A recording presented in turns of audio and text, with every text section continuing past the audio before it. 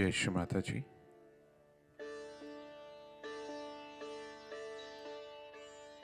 Let us all bow down to Shri Mataji. Raise our Mother Kundalini and put Bandhan.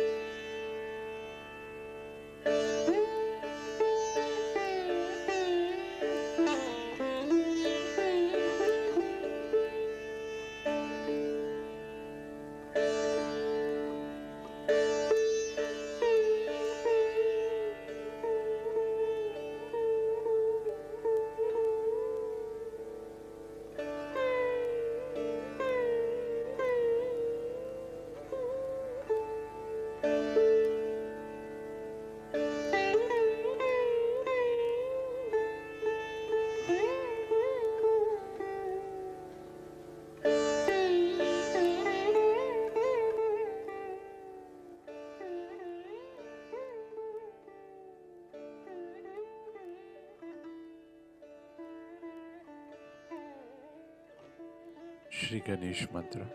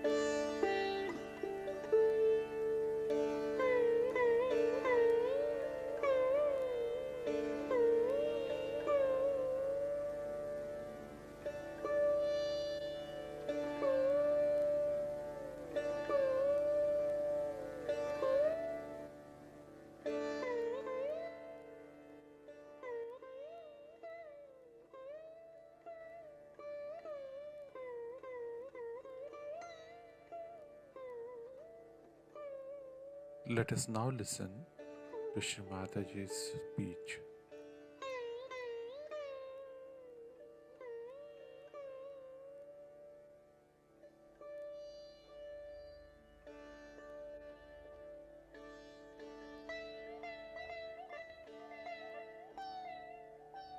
Today you all have gathered here to do the Guru Puja.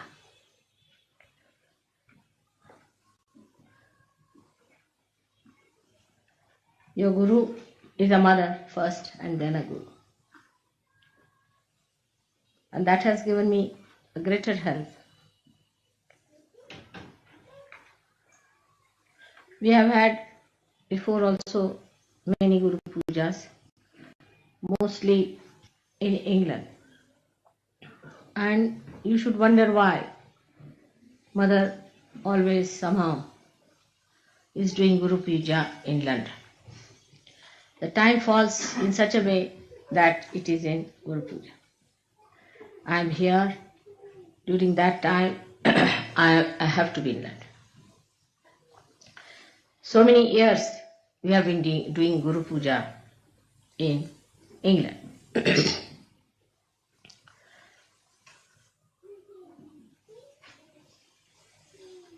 All things happen if according to Rutambara Pragya, then there must be some reason why Mother is here in England for a Guru Puja.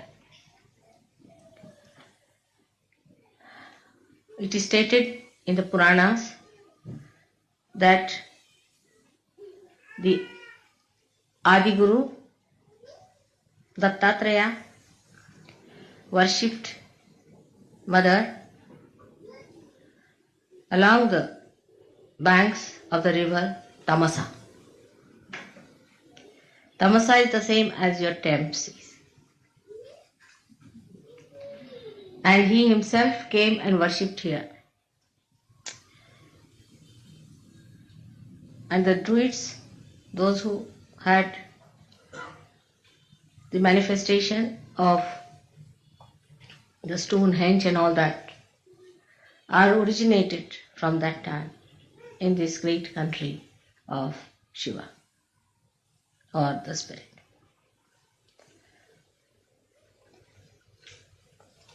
So the spirit resides here as in the heart of human beings, and the Sahasrara is in the Himalayas where Sadashiva exists at the Kailasha. This is the great secret of we having so many Guru Pujas here. To culminate it today into the special type of Guru Puja in the year of the 60th birthday of your mother has a special, very, very special significance, because it's the Guru Sashti.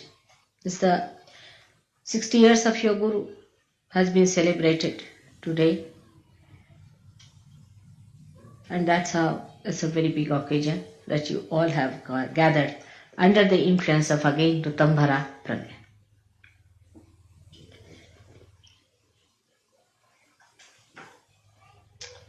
So all that has happened by the nature's own gift to you. And everything has worked out so well because that was the desire of the divine and the design of the divine. So the river Thames, which we call her as Thames, you see English have a method of making everything English. Like Bombay they made it, Mumbai was Bombay. You see, like Calcutta, like all other words were like that. Like Varanasi was made into Banaras. River Thames, which was really Tamsa, was called as Thames. Now from the name Tamsa, one should know that is a place of Tamoguna. It is a place where left-sided resided since long. So people were very worshipful, left-sided people, emotional type. And they worshipped God more than that they went into yajnas and all that. And Dattatreya lived here and meditated on the banks of river Thames. That's why Guru Puja here has to give us the great background for your awakening of the Guru principle. We have to go to the roots of everything so that we understand the importance of it.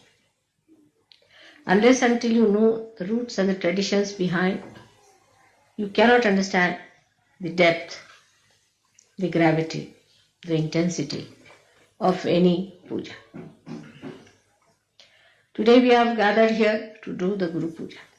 Again, the reason is we have got a Guru principle within ourselves, as I told you last time.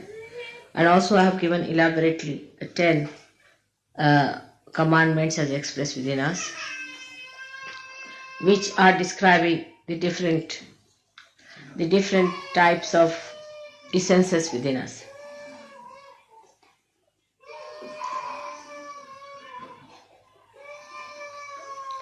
The essence of Guru Puja has to be awakened within us. That's how we are having this program here.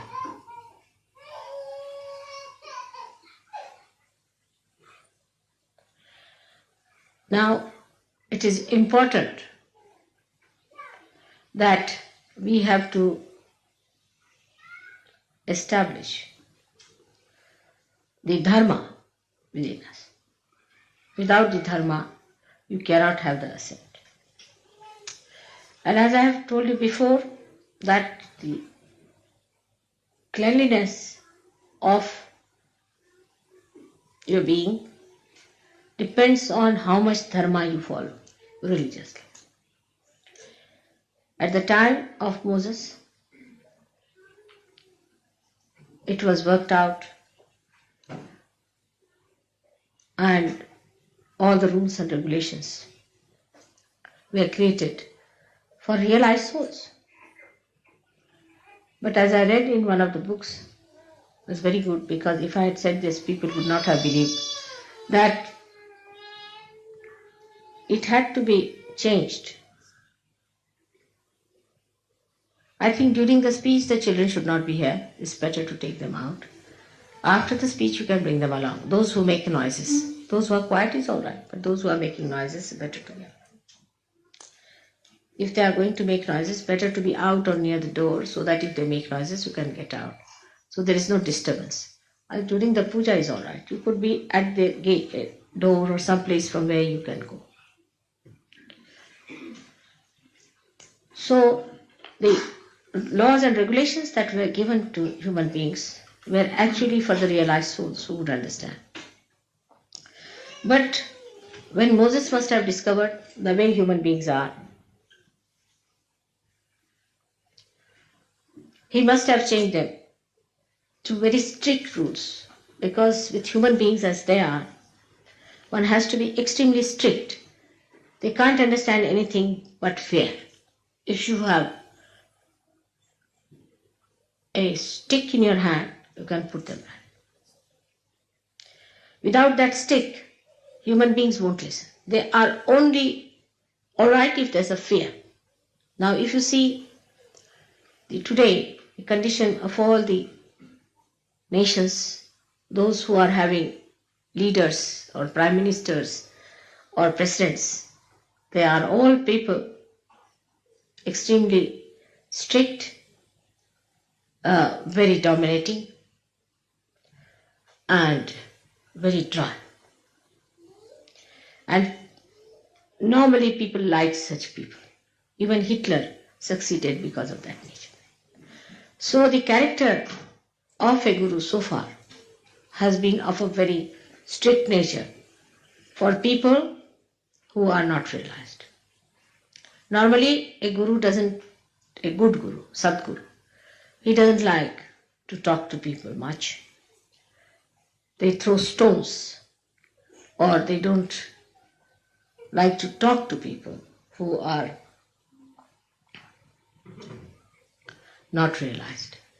But if they are realized, then these gurus change their attitude towards the people who want to see them.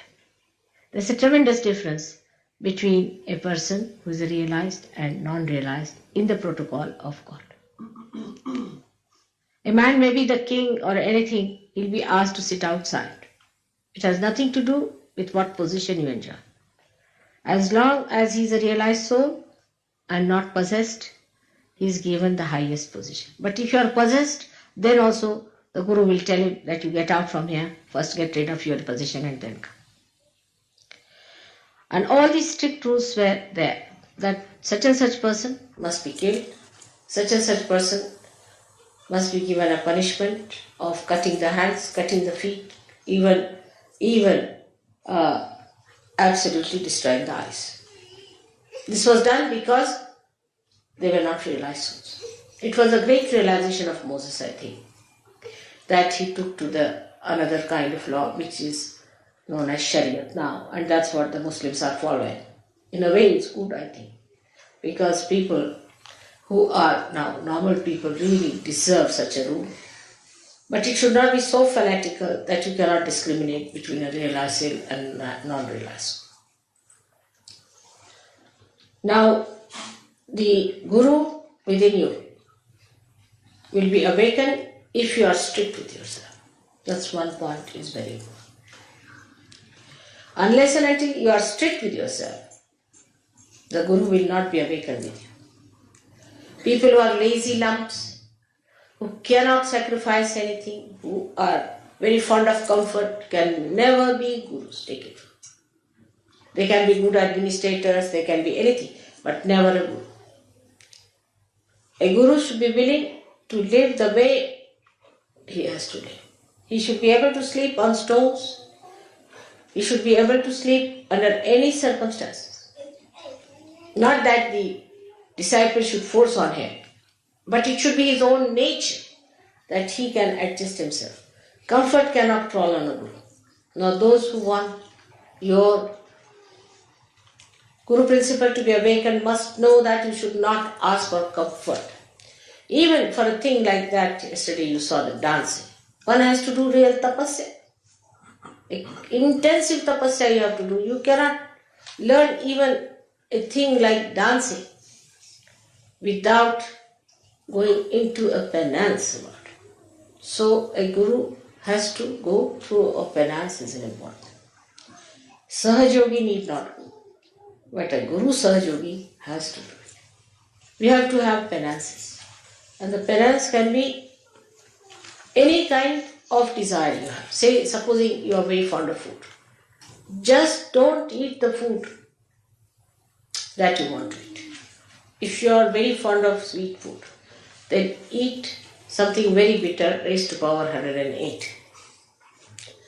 And if you are fond of some sort of a very, as Indians are sometimes, very spicy food, then eat so bland a food without salt. Teach your tongue to behave itself. It doesn't behove a guru to put his attention to food. I have seen some of the Sahajogis, they are all right when the food is there, quite concentrated. But when it comes to the program, they have no concentration. It's a sad thing. Such people cannot be gurus. They can be cooks, good, or could be food tasters or something like that. Will suit them better. But if they have to be gurus, they must learn to control their tongue and their desire. I mean, fasting is a good thing for such people. Fasting is very good. All the time they are worried, what are we going to have for lunch? What are we going to have for dinner?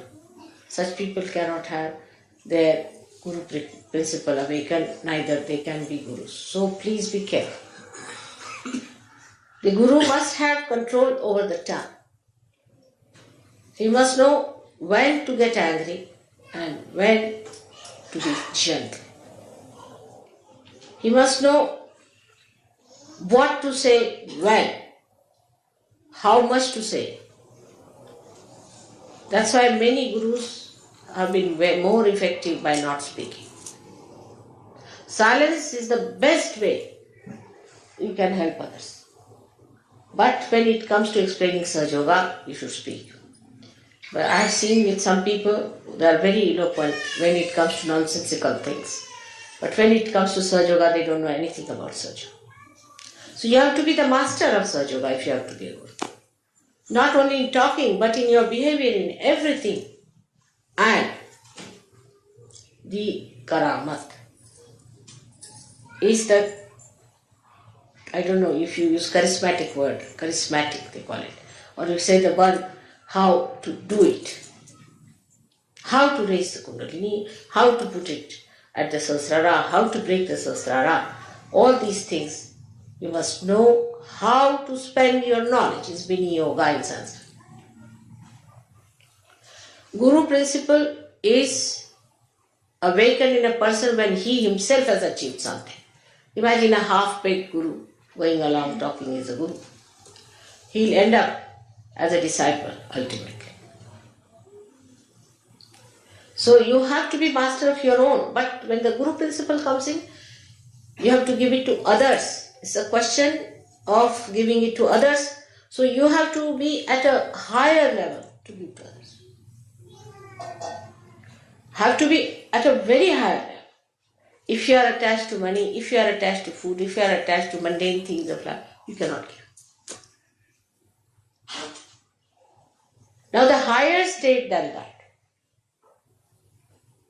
can be achieved, which is natural in me, but can be achieved, is that you don't have to have any dependence like that any rules and regulations. Like saying that I will have no worry about food, I should fast this, that. It all ends up when you eat but don't eat. That's the state one should have. That you are eating the food, and if you ask, did you have your lunch? I don't know. Will you have your lunch? I don't know.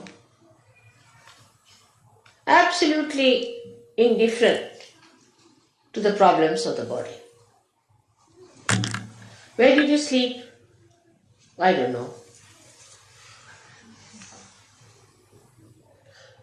What did you eat? What will you have? I don't know. This kind of a state is called the Atita state, where you go beyond. And whatever you do, you are doing it because it is to be done without paying any attention to it. It's automatic. Nothing is important. But this is, before becoming Atita, you have to tell yourself, nothing is important. You see, is a avirbhava, as they call it, is a kind of a drama you have to put in. Oh, nothing is important, this carpet is not important, I should try to sleep on the cement. First you have to do that. But after some time, it happens that you don't remember whether you slept on the cement or on a cot. Where did I sleep? I don't know. That is the Atita state. And that state is to be achieved now by many surgeries. In a state where you go beyond. Say there is somebody who is before you and you have to get angry. Alright, you give me left, right, nicely, and then you're smiling next moment. Did you get angry with that person? I don't know. Did I? Like Buddha once said something in one village, and there was a horrible fellow who got up and said lots of things to him. And when he went to the next village, the fellow felt that, oh, I should not have done that, left Vishuddhi perhaps. So went down and said, I'm sorry sir, I've said so, and I should not have said it. I didn't know you are the enlightened one, so it happened, so you forgive me. He said, when? When did you say it? He said, in the last village. Oh, everything in the last village I've left there alone. I don't know. That is the Atita state you have to get. So, even not to feel is not important. These identifications, when they drop out completely, then you are doing things in a karma state, where like sun is shining, it doesn't know it is shining. When the vibrations are flowing, you don't know it is flowing. Already it has started working in you. You are surprised, you raise the hands and the Kundalini is rising. You don't know you are raising the Kundalini energy. How do you raise it? You don't know. That's it. That state has already started Atita in you. But get it established in every walk of life, everything that you go beyond. And if you can manage that, that's the highest that you have to reach.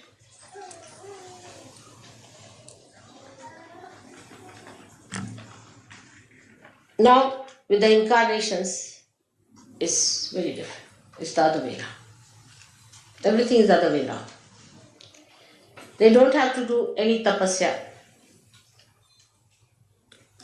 They don't have to starve. They don't have to tell them. Whatever they do is the punya. They don't have to collect punyas either. If they kill somebody, it is dharma. If they hit somebody, it is the dharma. Nothing they do wrong. They are absolutely immaculate. If they deceive someone, they cheat someone, it's perfectly alright. Because for a higher goal, you have to give up this smaller goals. It's justified in our day-to-day life, you see, that when you are defending your country, there's an enemy on you. If you have to defend your country, you can slay him. You can cheat him. Diplomatically, you can befool him. It's allowed. Why? Because for a higher goal, you have to give up the smaller goal. But for an incarnation, it is always the higher goal. He's not bothered about smaller goals at all. He doesn't have to wait, think, rationalize, or to train himself or do some drama or anything. It's all done. Even the movement, every movement of an incarnation has a ripple in it, which is for the good. There's nothing, not even a moment is such which is not for the good of the world. So the incarnation is a very different thing that is not to be achieved, that has to be. Now, for example, the incarnation is the bhokta, is the enjoyer. He is the enjoyer of everything. Many people say have created. Now we have a carpet here from Turkey. These carpets were created by Turkish peoples some time back for an incarnation to see. So the Uttamara Pragya will bring it round in such a way that at least I see it. Or I have it. So that their souls will be blessed. So that they feel nice. Like Michelangelo has made that not for popes, I can tell you. And not for all the rubbish people who go there. Neither Blake did all that work for the useless people who want to go and see nude artists. It was all done for the incarnation to see. That's the way they are blessed the most. Because they are beyond. Nothing touches them. Nothing is important. But it's not rational or anything that they have trained themselves. But it is automatically there.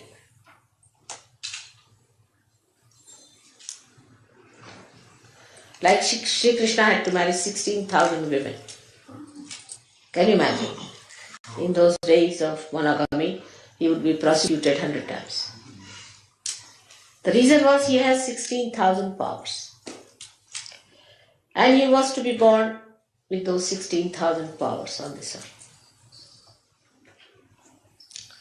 And 5 elements became his queens.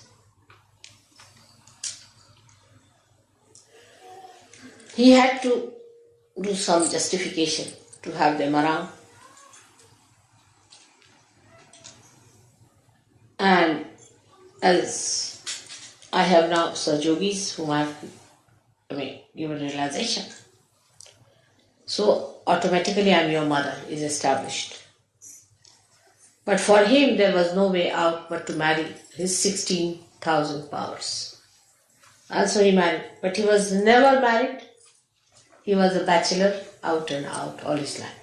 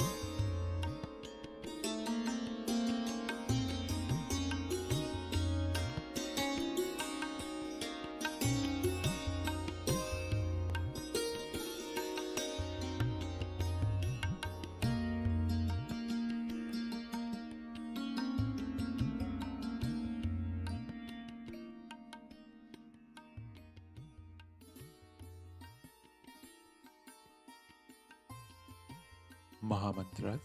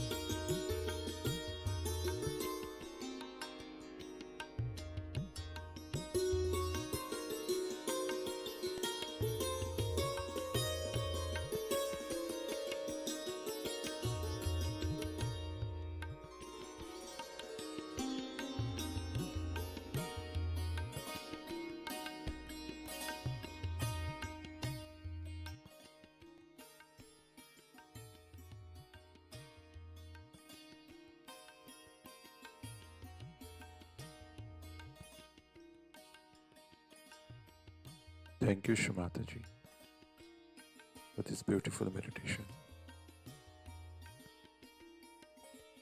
Let us all bow down to Shimataji, raise our Mother Kundalini, and put Bandhan.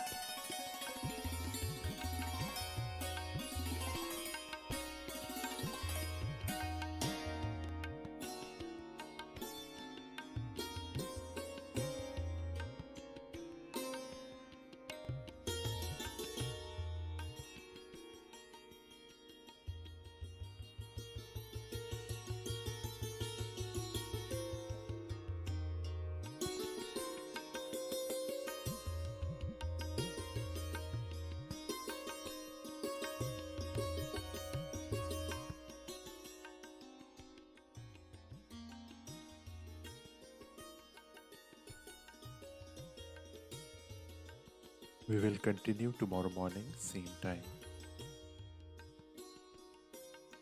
Jai Shri Mataji.